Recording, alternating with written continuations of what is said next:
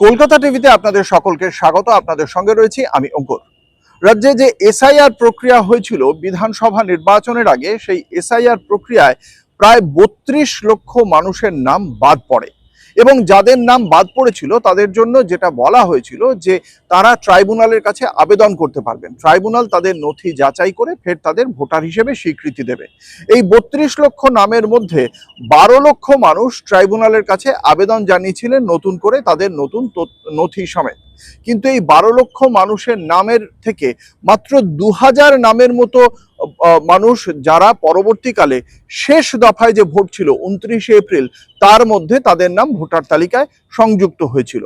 বাকি যে অংশ ছিল সে অর্থাৎ বাকি যে ১২ লক্ষের মধ্যে মাত্র, বুঝতেই পারছেন, মাত্র ২০০০ মতো ১১,৯৮,০০০ মানুষের যে নাম এখনো পর্যন্ত ট্রাইব্যুনালে পড়ে রয়েছে, সেই বিষয়ে তাদের মধ্যে কতজনের নাম ভোটার তালিকায় অন্তর্ভুক্ত হলো সেই বিষয়ে সুনির্দিষ্ট তথ্য ট্রাইব্যুনালের পক্ষ থেকে হোক বা নির্বাচন কমিশনের পক্ষ থেকে এখনো পর্যন্ত প্রকাশ্যে আনা হয়নি। এর ফলে একটা খুব স্বাভাবিকভাবেই সেই সমস্ত মানুষ যারা ট্রাইব্যুনালে ভোটারের নাম হিসেবে যাতে তাদের যে ভোটাধিকার যাতে পান সেই বিষয়ে যারা আবেদন করেছিলেন তারা যথেষ্ট উদ্বেগের মধ্যে রয়েছেন। এবং একই সঙ্গে যে সমস্ত জায়গায় এই ট্রাইব্যুনালের আবেদনকারীরা রয়েছেন সেই সমস্ত জায়গায় তারা আগামী যে সমস্ত নির্বাচন রয়েছে, স্থানীয় স্তরের নির্বাচন, সেই নির্বাচনে তারা অংশগ্রহণ করতে পারবেন না। ফলে কিছু কিছু রাজনৈতিক দলও এই বিষয়টিতে তাগাদা দিচ্ছে কার্যত, এবং তারপরেও নির্বাচন কমিশনের পক্ষ থেকে এই বিষয়ে কোনো এখনো পর্যন্ত সুনির্দিষ্ট কোনো তথ্য প্রকাশ্যে আনা হয়নি। প্রায় ২০ লক্ষ মানুষ, এই ১২ লক্ষ যে আবেদন করেছিলেন তার বাইরে ৩২ লক্ষের মধ্যে যে ২০ লক্ষ মানুষ ছিলেন তারা আবেদন করেননি, তারা এই মুহূর্তে তাদের কি স্টেটাস সেই সম্পর্কেও এখনো পর্যন্ত সুনির্দিষ্ট কোনো তথ্য নেই।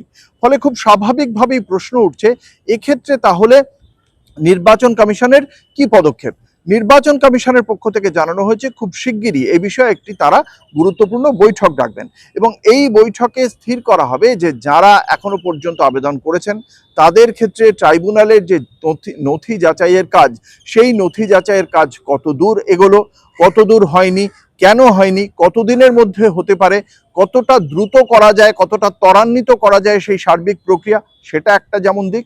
আরেকটি দিক হচ্ছে বাকি যে ২০ লক্ষ মানুষ যারা আবেদন করেননি তাদের স্ট্যাটাসটা কি, তারা কি আদৌ নাগরিক? যদিও রাজ্যের মুখ্যমন্ত্রী শুভেন্দু অধিকারী বা রাজ্য প্রশাসনের পক্ষ থেকে আশ্বাস দেওয়া হয়েছে যারা ট্রাইব্যুনালে আবেদন করেছেন তারা রাজ্য সরকারের যে সমস্ত সরকারি প্রকল্পের পরিষেবা রয়েছে সেই সমস্ত পরিষেবা থেকে কখনোই বঞ্চিত হবেন না যারা আবেদন করেছেন। কিন্তু যে ২০ লক্ষ মানুষ রয়েছেন যারা আবেদন করেননি তারা প্রথমত ভোটার তালিকাতেও অন্তর্ভুক্ত হতে পারছেন না, রাজ্য সরকারের পরিষেবাও তারা পাচ্ছেন না।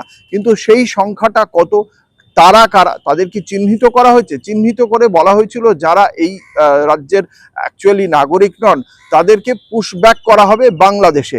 এমন ১ লক্ষ মানুষকে ইতিমধ্যেই বাংলাদেশে তারা চলে গিয়েছেন, যাদের মধ্যে কিছু জনকে পুশব্যাক করা হয়েছে, কিছু লোক স্বেচ্ছায় তারা বাংলাদেশে ফিরে গিয়েছেন। বাকিদের ভবিষ্যৎটা সম্পর্কে এখনো পর্যন্ত সুনির্দিষ্টভাবে জানানো হয়নি। যেটা বলা হচ্ছে যে অনেকে ট্রাইব্যুনালে অনলাইনের বদলে অফলাইনে অর্থাৎ ডিএম অফিসে গিয়ে আবেদন করেছেন এবং সেক্ষেত্রে এই ডিএম অফিসে আবেদন করেছেন যারা, অর্থাৎ অফলাইনে যারা আবেদন করেছেন তাদের সঙ্গে অনলাইনের একটা সমন্বয় সাধন করে তারপরে তাদের নথি যাচাই করা হচ্ছে কিনা সেটা একটা বিষয়। অন্যদিকে যেহেতু কোনো প্রকার মানে সিদ্ধান্ত জানানো হয়নি নির্বাচন কমিশনের পক্ষ থেকে, এখনো পর্যন্ত যেটা জানা যাচ্ছে সূত্র মারফত যে ওই ১২ লক্ষ আবেদনের মধ্যে খুব বেশি হলে অন্তত ৩০,০০০ মামলার নিষ্পত্তি হয়েছে। ফলে সেক্ষেত্রে ট্রাইব্যুনালের অপেক্ষমান বহু আবেদনকারী এক্ষেত্রে সন্তুষ্ট নন। তাদের মূল প্রশ্ন ভোটার তালিকায় নাম কবে তাদের ফিরে আসবে। গণতান্ত্রিক দেশে এভাবে যোগ্য ভোটারদের ভোটদানে বিরত করে রাখা সেটা কতটা সঠিক তা নিয়ে প্রশ্ন উঠে যাচ্ছে। দেখা যাক এক্ষেত্রে নির্বাচন কমিশন কি পদক্ষেপ করে, সেদিকে নজর থাকবে। আর আপনারা নজর রাখুন কলকাতা টিভির পর্দায় রাত দিন ৭ দিন।